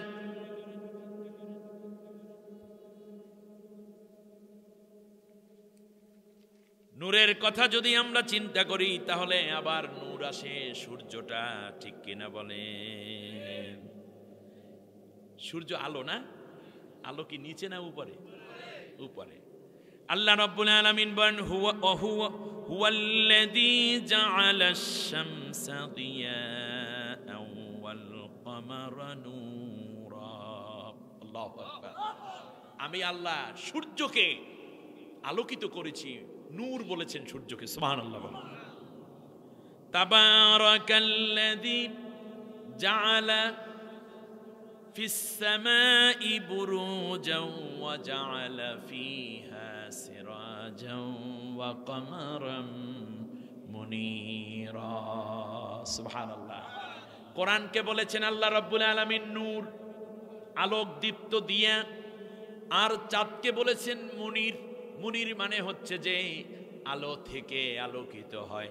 এই আয়াত দ্বারা বোঝা যায় চাঁদের নিজের কোনো আলো নাই, সে সূর্যের ধার করা আলোতে আলোকিত। মুনির বলা হয়েছে। সুবহানাল্লাহ। এরপরে আছে তারকা, তারা। তারায় আলো আছে না নাই? আল্লাহ রাব্বুল আলামিন বলেন তারা থাকে কোথায়? নিচে না উপরে? চাঁদ থাকে কোথায়? সূর্য থাকে কোথায়? তাহলে আলো যে উপরে সেইটা বুঝাইতে আসি, বুঝাইতে বুঝাইতে আর এক আলোর কাছে যাইতে আসি। আল্লাহ রাব্বুল আলামিন বলেন শোনো, ওয়াহুয়াল্লাযী জাআলা লাকুমুন নুজুমা লিতাহতাদু বিহা ফি যুলুমাতিল বাররি ওয়াল বাহর قد فصلنا الآيات لقوم يعلمون। সূরা আনআমের ৯৭ নম্বর আয়াতে আল্লাহ রাব্বুল আলামিন বলেন আমি আল্লাহ তাআলা ওই যে আসমানের মধ্যে দেখো কত রং বেরঙের তারকা সাজাইয়া রেখেছি, যাতে করে অন্ধকার রাতে জলে এবং স্থলে, সাগরে কিংবা এই স্থলপথে রাস্তাঘাটে তোমরা যেন পথ পেয়ে যাও, হারাইয়া না যাও মরুভূমির মধ্যে, কিংবা হারিয়ে না যাও আটলান্টিক মহাসাগরের মধ্যে, যেন হারিয়ে না যাও প্রশান্ত মহাসাগরে, হারিয়ে না যাও বঙ্গোপসাগরের মধ্যে। এই জন্য আমি আল্লাহ রব্বুল আলামিন তোমাদের জন্য আসমানের মধ্যে তারকা দিয়ে তোমাদের পথ প্রদর্শন করাই, চাঁদের আলো। আল্লাহ রাব্বুল আলামিন আবার বলেন ওয়ালাকাদ যায়্যানাস সামাআদ দুনিয়া বিজিনাতিল কাওয়াকিব। আমি আল্লাহ তাআলা ওই আসমানটাকে সুসজ্জিত করেছি, বিভিন্ন রং বেরঙের তারকা দিয়ে আলোকিত করতেছি। বিয়ের বাড়িতে কিংবা কোনো অনুষ্ঠানের উপলক্ষে যেমন হাজার রঙের ঝাড়বাতি লাগাও, মরিচ বাতি লাগাও, বিভিন্ন রকমের আলো সজ্জা করো, আমি আল্লাহ রব্বুল আলামিন আমার আসমানটাকে আলো দিয়ে ওই যে সুন্দর সুন্দর নক্ষত্র দিয়ে ভরপুর করে রেখেছি। বান্দারে, এর মধ্যে রয়েছে সপ্তর্ষি মণ্ডল, এর মধ্যে রয়েছে 3 তারা, এর মধ্যে রয়েছে 7টা তারা, এর মধ্যে আছে ব্ল্যাক হোল, এর মধ্যে আছে ছায়াপথ, এর মধ্যে আছে উল্কাপিণ্ড, হাজার রকমের সাজসজ্জা দিয়ে আমি আল্লাহ ওই আসমানটাকে সাজাইয়া রাখছি যাতে করে তোমরা একটু পথ দেখতে পারো। এরপর আসে উল্কা। উল্কা থাকে কোথায়? নিচে না উপরে? আল্লাহ রাব্বুল আলামিন বলেন, ইল্লা মান খাতিফাল খাতফাত ফাআতবাহু শিহাবুন সাকিব। আল্লাহ রাব্বুল আলামিন বলেন, শয়তান যদি আমার আসমানে গিয়ে ওত পাততে চায় তাহলে আমি আল্লাহ সুবহানাহু ওয়া তাআলা সাথে সাথে উল্কাপিণ্ড পাঠাইয়া ক্ষেপণাস্ত্রের মতো শয়তানকে ধ্বংস করে দেই যাতে করে সে আসমানের কোনো গোপন তথ্য ফাঁস করতে না পারে। এরপরে আরো আলো আছে, দেখেন না মাঝে মাঝে হঠাৎ করিয়া একটা উল্কাপিণ্ড চলে গেল, এই হঠাৎ করে আলো একটু পরে অন্ধকার হয়ে যায়, আবার এটা উল্কাপিণ্ড। এরপরে আছে বিজলি। বিজলি হয় কখন? বর্ষাকালে মেঘের ঘর্ষণে, বিজ্ঞানীরা বলছে তাই না, বিজলি হঠাৎ কইরা বিজলি চমকায় আর ঠাডা পড়ে। এটা কি বলেন যেন, ঠাডারে কি কয়? বজ্রপাত। এই তো ভালো বাংলা, বজ্রপাত হয়। এটা হয় আসমানে নাকি জমিনে? ওটাও তো একটা আলো। এবার আল্লাহ তাআলা বলছেন বজ্রপাত প্রসঙ্গে, ওয়াল্লাযী ইউরিকুমুল বারকা খাওফান ওয়া তামাআ ওয়া ইউনশিউস সাহাবাত সিকাল। আল্লাহ রাব্বুল আলামিন বলেন, শোনো, মেঘের ঘর্ষণে হয় কিংবা যাই বলো না কেন, এই যে বিদ্যুতের চমকটা হয়, সাথে সাথে অন্ধকারে বিশাল আলো আসে। এরপর একটা বড় আওয়াজ হয়। এই যে অন্ধকারের মধ্যে আলোটা দেখলাম, আল্লাহ রাব্বুল আলামিন মুনাফিক এবং কাফেরদের বর্ণনা করতে বলেছেন বারকুন, কি যেন আছে না না না না, ওই যে পথ চলে হঠাৎ করে অন্ধকার, একটু আলো, ইয়াকাদুল বারকুম, জাযাকাল্লাহ, মাশাআল্লাহ, ইয়াকাদুল বারকুম ইয়াখতাফু আবসারাহুম। আল্লাহ রাব্বুল আলামিন বলেন, হঠাৎ করে একটু আলো দেখলে কাফেরেরা দৌড় দেয়, আবার তারা থমকে দাঁড়ায়। মুনাফিকরা দেখবেন এখন ইসলামের একটা পরিবেশ আছে, এখন কয় আন্দোলন ছাড়া কিচ্ছু বুঝি না, বুঝি না, ইসলামের জন্য শেষ হইয়া যাবো। কিন্তু দেখা যায় সময় মতো বিড়ি সিগারেটের বিনিময়ে তার সমর্থন তাগুতকে দিয়ে দেয়। বার্ক। আল্লাহ রাব্বুল আলামিন বলেন, এর মধ্যে তোমাদের ভয় আছে, আশা আছে। ভয় তো বুঝলাম, তার কারণ বজ্রপাত হয়, আওয়াজের কারণে কষ্ট হয়, আলো দেখা। তাহলে বলুন তো দেখি, আশাটা কি? আশার বিষয় হলো যখন বজ্রপাত, যখন বিজলি চমকায়, তখন পৃথিবীর যত রকমের উদ্ভিদ আছে সব উদ্ভিদের পাতার মধ্যে ক্লোরোফিল তৈরি হয়ে যায়, যার ফলে বেশি বেশি ফল দেওয়ার জন্য গাছটা উপযুক্ততা লাভ করে। বেশি ফল হয় যেই বছর বেশি বিদ্যুৎ চমকায়। সুবহানাল্লাহ বলেন। মানে এটাই জন্য। এরপরে আছে অনেকগুলো কক্ষ বিশিষ্ট বহু গ্রহ নক্ষত্রের বিভিন্ন দিক। আল্লাহ রাব্বুল আলামিন বললেন, এই বিজ্ঞানীরা এগুলোর নাম দিয়েছে বুধ, শুক্র, পৃথিবী, মঙ্গল, বৃহস্পতি, শনি, ইউরেনাস, নেপচুন, প্লুটো, ভালকান। আল্লাহ রাব্বুল আলামিন সবগুলোর কসম খেয়ে বলছেন, ওয়াস-সামাই যাতিল বুরুজ। সুবহানাল্লাহ বলেন। তাহলে বোঝা যায় এইগুলো সব আছে কোথায়? আসমানে। আমার ভাইয়েরা, তাহলে বোঝা যায় উপর থেকে আসে কি? নূর, আলো। আর বলুন তো দেখি নিচ থেকে আসে কি? নার। বলেন তো, একেবারে ছোট্ট নারের কথা বলে মানুষ, মহিলারা চুলা বানায় মাটির উপরে নাকি গর্ত কইরা? এই তো বলছেন, আগুন ওঠে কোত্থেকে? নিচ থেকে। আপনি চুলা জ্বালান, গ্যাসের চুলা জ্বালালেও চুলাটার আগুন ওঠে কোত্থেকে? নিচ থেকে। তাহলে বোঝা যায় নার আছে নিচে, নূর আছে উপরে। আর একটু উপরে যাই, নিচের খবর একটু পরে নেই। বলেন তো দেখি, এখন আমরা ছিলাম রুহের জগতে, রুহ মানে নূর, এটা কোথায়? আলামে আরো একটা নিচে না উপরে? উপরে। সপ্তম আসমান উপরে।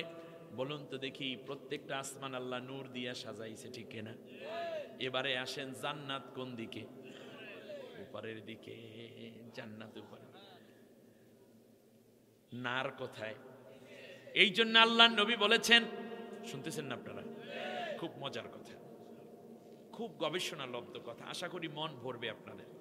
এখন খেয়াল করেন, নবী বলেন যখন কোনো নূরওয়ালা মানুষ মারা যায়, তখন আল্লাহর রহমতের নূরের ফেরেশতারা হাজির হয় জান্নাত থেকে সুগন্ধিযুক্ত রুমাল নিয়ে, এসে বান্দার শিয়রের পাশে বসে বলে, আল্লাহর বান্দা, সালামুন আলাইকুম তিবতুম ফাদখুলুহা খালিদিন, আল্লাহ তোমারে সালাম জানাইছে, বাইরে আসো। মায়ের কোলে শিশু যেমন দুধ খাইতে খাইতে ঘুমাইয়া পড়ে, এইভাবে তার আসানের সাথে ইন্তেকালটা হয়ে যায়। সুগন্ধিযুক্ত রুমালের মধ্যে বান্দার রুহুটা নিয়ে ফেরেশতারা চলে যায় উপরে, ইল্লিন নামক জায়গায় রেখে দেয়। আপনারা বলেন, ইল্লিন কি নিচে না উপরে? ইল্লিন মানেই উপরের একটা জায়গা, ইল্লিন বোঝাই যাচ্ছে উপরস্থ একটা জায়গা। আর বদগারের জান যখন কবর করা দেওয়া হয়, তখন জাহান্নাম থেকে ফেরেশতা আসে, খসখসে দুর্গন্ধযুক্ত কাপড় নিয়ে আসে, এসে বলে, আল্লাহর অসন্তুষ্টি প্রাপ্ত জাহেল, বের হয়ে আয়, আল্লাহ তোর উপর ভীষণ অখুশি হয়ে আছে। রুহু বের হতে চায় না, মৃত্যু যন্ত্রণায় বান্দাটা ছটফট করতে থাকে। আল্লাহ রাব্বুল আলামিনের ফেরেশতারা জোর করে জানটা কবজ করে নেয়। আখরিজু আনফুসাকুম, তুই তোর জান বের করে দে।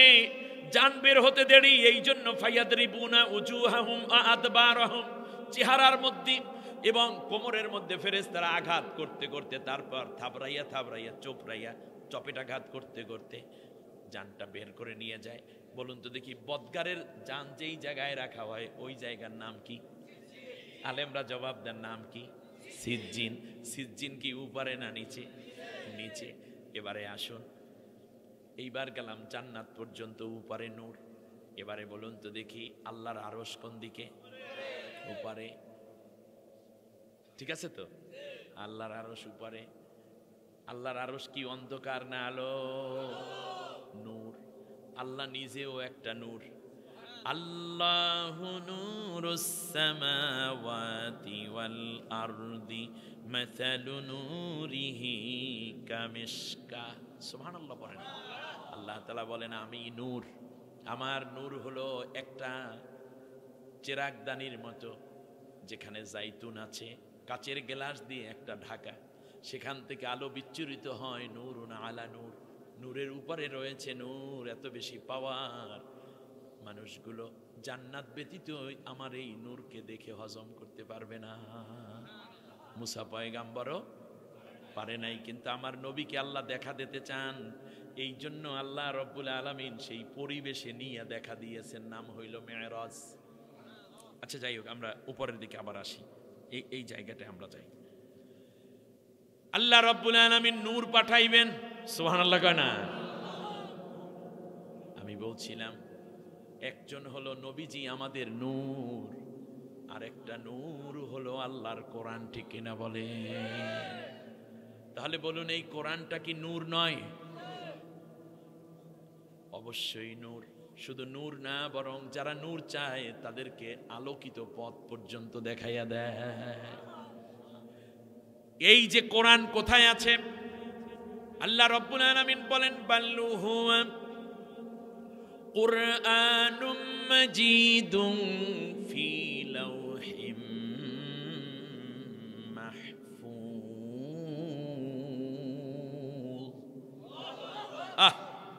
কোরআন হচ্ছে লাউহে মাহফুজে ছিল। লাউহে মাহফুজ হলো আল্লাহর আরশ, আল্লাহর কুরসি, আল্লাহর সিংহাসন। এটা কেমন আমরা জানি না, আল্লাহই জানেন। এই চেয়ারে আল্লাহ বসে থাকবেন, এটাও আল্লাহর কাজ না। আল্লাহ যেভাবে আছেন সেইভাবেই এটা আমরা বিশ্বাস করি, আহলে সুন্নাত ওয়াল জামাতের আকীদা। আল্লাহর আরশের ডান পাশ দিয়ে ধবধবে সাদা বর্ণের আলোকিত একটা সিন্দুক, ওই সিন্দুকটার নাম হলো লাউহে মাহফুজ। এই কোরআনের সফট কপি, এই কোরআনের মূল কপিটা ওই বাক্সের মধ্যে থেকে এই পৃথিবীতে একটু একটু করে আল্লাহ তাআলা দুনিয়ায় নাজিল করেছে। আল্লাহ রাব্বুল আলামিন বলেন, শোনো, আমি আল্লাহ রাব্বুল আলামিন আমার আরশে থাইকা এই লাউহে মাহফুজের মধ্য থেকে একটা রশি আমি দুনিয়ার মধ্যে ছাইরা দিছি। এই নূরটাকে শক্ত কইরা ধর রে বান্দা বান্দি, ওয়াতাসিমু বিহাবলিল্লাহি জামিআন ওয়ালা তাফাররাকু।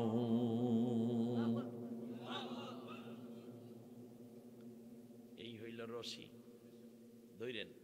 এইটার নাম কি? এত বড় রশি, আল্লাহর রশিতে আছে ৬,৬৬৬টা আয়াত। আল্লাহ দুনিয়ার বুকে নূরটারে ফালাইয়া কইল, নির্দেশ দিল, ধর ধর ধর, শক্ত কইরা আমার নূরটারে ধর। বলেন তো দেখি, একটা রশির মাথা থাকে কয়টা? এই একটা প্রান্ত আর এই একটা। আমার আল্লাহ ডাক দিয়া কয়, তোরা এই রশিটা ধরবি। এক প্রান্ত আমি দুনিয়ায় পাঠাইলাম আব্দুল জব্বার, আব্দুল করিম, আব্দুর রহিম, সোহাগ মিয়া, লিটন মিয়া, খোকন মিয়া, চান্দু মিয়া, জামাল উদ্দিন, কামাল উদ্দিন, আব্দুল জব্বার, আব্দুল কাহার। কইরে তোরা আয় আয় আয়, আমার রশিটা তাড়াতাড়ি ধর। সর্বনাই রশি ধর, সরসিনা ভালো কইরা রশিটা ধর। পাগড়ি ধরবে না রশি ধরবে? কথা কয় না। ও তবলিগের লোকেরা আমার রশি ধর, চরমনাই ধরো, ফুরফুরা, মোকামিয়া, জৈনপুর, আটরশি, মাইজবান্ডার, ও তবলিগ, ও জামাত, ও বিএনপি, ও আওয়ামী লীগ, ও জাসদ, ও বাসদ, ও আলিয়া, ও কওমি, ও দাড়িওয়ালা, দাড়ি ছাড়া, প্যান্টওয়ালা, প্যান্টওয়ালা, প্যান্ট ছাড়া পায়জামাওয়ালা, যারাই আছে স্কুল কলেজ ইউনিভার্সিটিতে বড়, সবাই মিল্লা নির্দেশ দিলাম, ওয়াতাসিমু, সবাই ধর, সবাই ধর, বিহাবলিল্লাহ, আমি আল্লাহর রশি। মন্ত্রীরা ধর, শিক্ষামন্ত্রী ধরো, তোমার মন্ত্রণালয়ে আমি আল্লাহর কোরআনের শিক্ষা বাধ্যতামূলক করো। আমি আল্লাহর কোরআনের শিক্ষা নাও। স্বরাষ্ট্রমন্ত্রী, আমি আল্লাহর কোরআনের যেই কয়টা আইন দিছি ওই কয়টা শক্ত কইরা ধর। আমার দুনিয়ার বুকে আমার বান্দাদের মধ্যে সেই আইনগুলো বাস্তবায়ন কর। আইনমন্ত্রী, আমার কোরআন ধর, কোরআনের আইনটা বাস্তবায়ন কর। অর্থমন্ত্রী, সুদ ছাড়া মুনাফা ভিত্তিক ব্যাংকিং ব্যবস্থা কায়েম কর। সংস্কৃতি মন্ত্রী, উলাঙ্গপানা বাদ দে, মহিলাদেরকে ইজ্জত দে। আস্তে আস্তে করে গোটা সমাজের মধ্যে ইসলামের আলো জ্বালা, আমার কোরআনের আলো জ্বালা। সব জায়গায় আল্লাহ কইলেন, ধর মুসল্লিরা, আমার কোরআনটারে ধরো। ভোটারেরা ধরো, নেতারা ধরো, নেত্রীরা ধরো, নারীরা ধরো, পুরুষেরা ধরো। ওয়ালা তাফাররাকু, সাইরা দিস না, বিভেদ করিস না। যখনই কেউ কোনো মানুষ এই রশিটা ধরে, আমার আল্লাহ সাথে সাথে ডাক দিয়া কয়, ওমাই ইয়াতাসিম বিল্লাহি ফাকাদ হুদিয়া ইলা সিরাতিম মুস্তাকিম। আমার আল্লাহ সূরা আলে ইমরানের 101 নম্বর আয়াতে বলেন, যারাই আমার রশিটারে ধরবি, সাথে সাথে আমি আল্লাহ রাব্বুল আলামিন তাকে সিরাতাল মুস্তাকিম দেখাইয়া দেব। রশি ধরবা, সহজ পথ পাইয়া যাইবা। এটা কি 8 রশি? 9 রশি? ভান্ডারির রশি, হুজুরের রশি, পীরের রশি, কৃষকের রশি, জেলের রশি। এটা কার রশি? আর হাবলুল্লাহ মানে কোরআন। হাবলুল্লাহ মানে কি? আমার আল্লাহ রাব্বুল আলামিন বলেন, যে আমার রশি ধরবে, ফাকাদ ইসতামসাকা বিল উরওয়াতিল উসকা লা ইনফিসামা লাহা আল্লাহু সামিউন আলিম। যে আমার রশি ধরে আমি তারে চিনি, যে আমার রশি ধরে আমি তারে বুঝি। আমার বান্দা যখন আমার রশিটা ধরে, পৃথিবীর কোনো অপশক্তি তারে আর আমার হাত থেকে ছিনাইয়া নিতে পারে না। কারণ এই রশির এক মাথা আমার হাতে, আর এক মাথা থাকে আমার বান্দার হাতে। আমার বান্দারে আমার কাছ থেকে ছিনাইয়া নিতে পারে না। আল্লাহু আকবার কয় না? কথাটা বুঝে আসছে? আমার ভাইয়েরা রে, একটু ভালো কইরা বুঝেন, আমার বোনেরা, আমার মায়েরা, আমার জেনজি যুবক বন্ধুগণ, ভালো করে শোনো। জীবনে যদি কাজে লাগাইতে পারো খুব উপকার হবে। এখন রশি আল্লাহ ফালাইছে, আল্লাহ রব্বুল আলামিন রশি ফালাইছে, কোরআনের রশি। কেউ কেউ ধরছে, কেউ কেউ ছাইরা দিছে। আপনারা জানেন এই যে বড় রকমের আগুন লাগছে আমেরিকায়, লস এঞ্জেলসে, দাবানল, এটা গজবের দাবানল। আপনারা দেখবেন 10 তলা 20 তলা বিল্ডিং, উপরে হেলিকপ্টার আইসা নিচের দিকে এই রশি, এই জাতীয় কিছু দোলনা জাতীয় এইগুলো ছাইরা দেয়, ওখান থেকে অ্যানাউন্স করে দেয় আপনারা সবাই এই রশিটা ধরেন, এই দোলনার মধ্যে ওঠেন। যেহেতু ছাদে এখন আগুন পৌঁছে না, নিচের মানুষ সব কোথায় উঠছে? ছাদে উঠছে। ছাদে ওঠার পরে আস্তে কইরা ওনারা আস্তে আস্তে করে এটার মধ্যে উঠতে থাকে, উঠে শক্ত করিয়া বাচ্চারে মায়ে ধরে, বলে রশিটা ভালো করিয়া ধর, কারণ এই রশি ছুটতে গেলে সে পড়ে যাবে কোথায়? আগুনে। আমার আল্লাহ ডাক দিয়া কয়, জান্নাতে যদি আসতে চাও আমার রশি শক্ত কইরা ধরো, আমার সাথে যদি তুমি হাত মিলাইতে চাও আমার রশি শক্ত কইরা ধরো। একদল মানুষ এই রশি ধরতে যাইয়া ফাঁসির রশি গলায় পড়লো। আল্লামা সাইদি সাহেব এই আল্লাহর রশি ধরতে যাইয়া ফাঁসির রশি গলার কাছে আসলো, পরে তারা মৃত্যু কারাদণ্ড দিল। এরপরেও যেহেতু মারে নাই, আল্লাহ মারায় নাই, শেষ পর্যন্ত জোর কইরা ধইরা হাসপাতালে আইনা ইনজেকশন পুশ কইরা তারে পৃথিবী থেকে বিদায় নিশ্চিত করার পরে ঘোষণা দিয়েছে সাইদি সাহেব নাকি মারা গেছে। আজকে দাবি করছি আগামী 1 মাসের মধ্যে আন্তর্জাতিক অপরাধ ট্রাইব্যুনালের তদানীন্তন স্বরাষ্ট্রমন্ত্রী এবং যারা এই ধরনের ডাক্তার এবং নার্স যারা তার চিকিৎসা করছে সবগুলোকে গ্রেফতার করে এই জাতির সামনে চূড়ান্ত বিচার, দ্রুত রায় কার্যকর করে এই জাতির কলিজা শান্ত করতে হবে।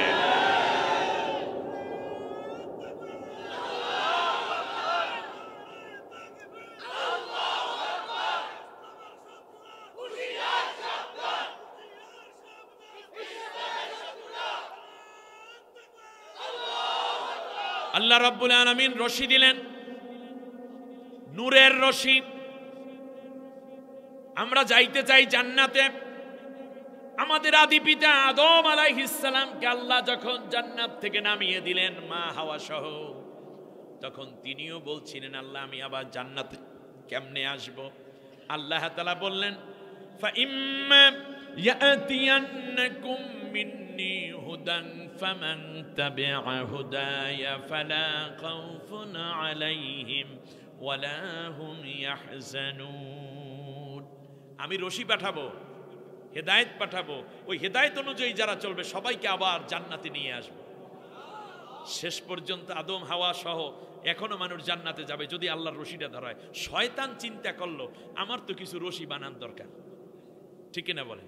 এখন শয়তান আল্লাহকে বলছে قال فبما أغويتني لأقعدن لهم صراطك المستقيم। ও আল্লাহ তুমি রশি ফেলাবা আর রশি দইরা ওরা জান্নাতে চলে আসবে, এইটা আমি হইতে দেব না। আদম সন্তান একটাকেও জান্নাতে যেতে দেব না।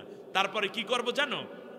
ثم لآتينهم من بين أيديهم ومن خلفهم وعن أيمانهم وعن شمائلهم ولا تجد أكثرهم শাকিরিন। সূরা আরাফের 17 নম্বর আয়াত। শয়তান চ্যালেঞ্জ করল আল্লাহ আমি তোমার এই আদম সন্তানের ডান দিক থেকে ওয়াসওয়াসা দেব, বাম দিক থেকে ওয়াসওয়াসা দেব, সামনে থেকে ওয়াসওয়াসা দেব, পেছন দিক থেকে ওয়াসওয়াসা দেব।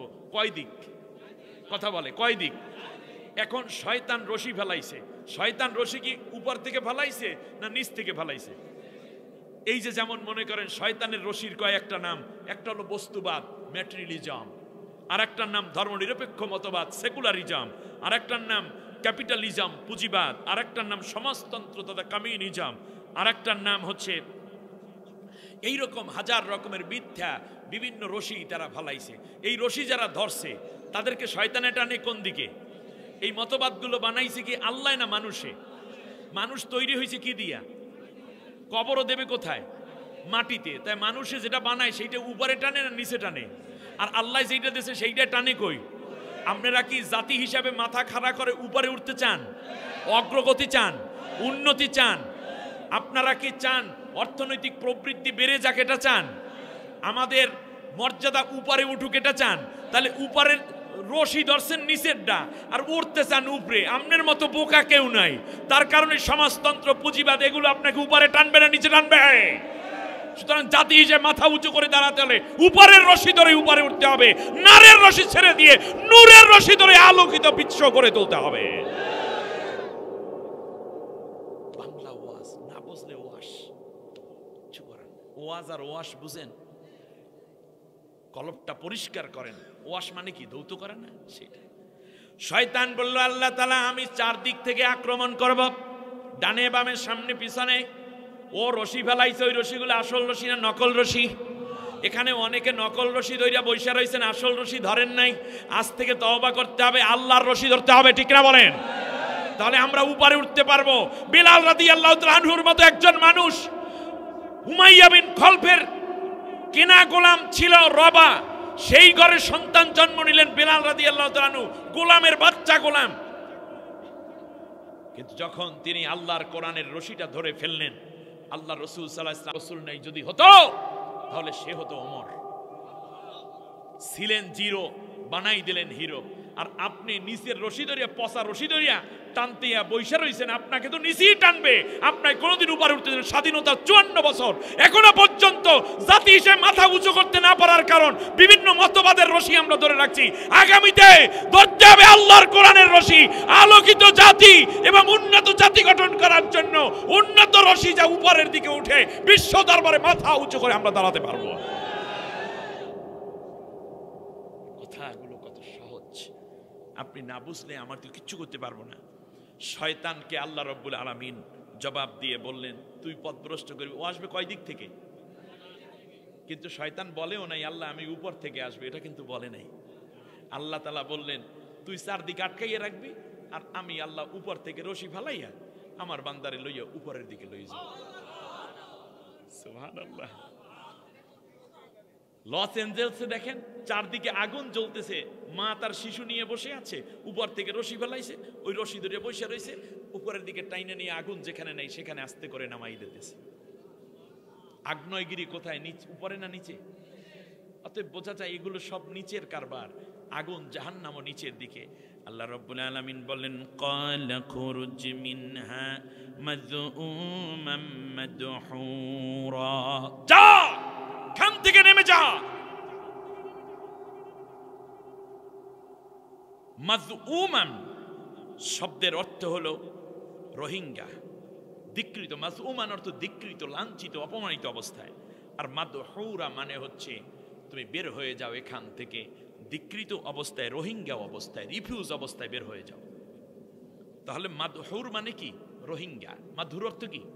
রোহিঙ্গা, রিফিউজ। এই পৃথিবীতে যারা আল্লাহ বিরোধী মতবাদের ধারক বাহক মোস্তানি করেছে তারা রিফিউজ হয়ে বের হতে বাধ্য হয়েছে। আমাদের দেশের 15 বছর 16 বছরের প্রধানমন্ত্রী এখন যেখানে আছে উনি নাগরিক হিসাবে আছে? কি অবস্থায় আছে? এরকম হাজার উদাহরণ দিতে পারবো, হাজার উদাহরণ দিতে পারবো। বেটা ফাঁসি হইয়া চইলা গেল মতিউর রহমান নিজামী, শহীদ মতিউর রহমান নিজামী, দেশ ছেড়ে তো পালায় নাই। আলী হাসান মুজাহিদকে ফাঁসি দিয়েছো, দেশ ছেড়ে তো পালায় নাই। মীর কাসিম আলী শহীদ, দেশ ছেড়ে তো পালায় নাই। কামারুজ্জামান কাদের মোল্লা দেশ ছেড়ে পালায় নাই। আল্লামা সাইদি সাহেব যদি দেশ ছেড়ে যাইতে চাইতেন গোটা দুনিয়া তাকে রাখতে চেয়েছে, ঠিক না বলেন? তিনি বলেছেন না আমরা তো যাওয়ার লোক না। একটা শিবিরের ছেলেরাও তো পালাইয়া যায় নাই।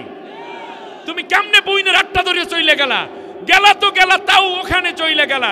এখন তুমি হইলা রোহিঙ্গা। আল্লাহ বিরোধী চিন্তা, মতাদর্শ যাদের থাকবে তাদের সহি বাসস্থান থাকবে না। আল্লাহ রাব্বুল আলামিন বললেন যা লামান তাবিআকা মিনহুম লাআমলাআন্না জাহান্নামা মিনকুম জামিআ। সূরা আরাফের 18 নম্বর আয়াতে আল্লাহ রাব্বুল আলামিন জানাইয়া দিলেন তোর ওই নকল রশি, পচা রশি, মানব রচিত তাগুতি রশি যারাই ধরবে, তোরে সহ সবগুলারে আমি, ওই যে রশি ধরে রাখবে যারা, সবগুলাকে জাহান্নামের মধ্যে একত্রিত করব। আর আমার রশি যারা ধরবে তাদেরকে টেনে আমি আল্লাহ দুনিয়ার বুকে সম্মানিত করব, ইজ্জতওয়ালা করব, সম্ভ্রান্ত করব। অপরদিকে জাতি হিসাবে তাদেরকে উঁচু করার পাশাপাশি আমি আল্লাহ উপরে জান্নাতে নিয়ে আসব। নূরে না নারে, অন্ধকারে না আলোতে, জাহিলিয়াতে না ইসলামে? তাহলে আমরা নূর এবং ইসলাম, জোরে বলেন আমরা আছি কোন দলে? জোরে বলেন নূর এবং ইসলামে। আর তাগুত আছে নারের মধ্যে। আমরা থাকবো ইসলাম অবস্থায়, মুসলিম অবস্থায় থাকবো, কোরআনের আইন এবং শাসনের পক্ষে থাকবো, নবীর আদর্শ হিসাবে থাকবো। এতক্ষণ পর্যন্ত যা হলো তা হলো নূর এবং নারের কাহিনী। আমরা নূরের দল, জোরে বলেন। এজন্য নবী দোয়া করতেন, আল্লাহ তুমি আমাকে নূর দাও, আমার কলবে নূর দাও, মেধায় নূর দাও, কানে নূর দাও, চোখে নূর দাও। আল্লাহ তুমি আমার রক্তে নূর দাও, হাড়ে নূর দাও, না নার দাও? নূর। আল্লাহুম্মা ইন্নী আসআলুকাল জান্নাহ। আর জান্নাত কোথায়? উপরে। আমরা যাব কোথায়? আল্লাহ আমাদের কবুল করুন। আল্লাহ সুবহানাহু ওয়া তাআলা এজন্য বলছেন সুম্মা রাদাদনাহু আসফালা, একেবারে নিম্ন থেকে নিম্ন স্তরে। জাহান্নামে যারা তবে তারা যে নিচের দিকে, সেইটা এখানেও বুঝাইছে, ইন্নাল মুনাফিকিনা ফিদ দারকিল আসফালি মিনাল, জাহান্নামের নিম্ন স্তরে। তাহলে উপরের স্তর তো বলেন নাই, বলছেন কি? নিম্ন বলতে কোথায় বুঝায়? নিচে। আমরা কি নিচে থাকবো না উপরে উঠবো? আগামীতে মাথা উঁচু করে দাঁড়াবার জন্য আল্লাহ রব্বুল আলামিনের কোরআনের শাসন দিয়ে পার্লামেন্ট চালাতে হবে, ঠিক কিনা বলেন? এজন্য স্লোগান সব দল দেখা শেষ, আল কোরআনের বাংলাদেশ, ঠিক কিনা বলেন? আল কোরআনের আলো সংসদে জ্বলো, ঠিক কিনা? আগামীর পার্লামেন্ট সৎ এবং যোগ্য লোকদের হোক, আলোকিত হোক কোরআনের আলোয়, উদ্ভাসিত হোক নবীর আদর্শে, সেই আকাঙ্ক্ষা রেখে আজকের আলোচনা এখানেই শেষ করছি। দাঁড়ানো ভাইরা বসে পড়েন, নামাজের সূরাতে বসে একবার আলহামদু, 3 বার কুল হু আল্লাহ পড়েন।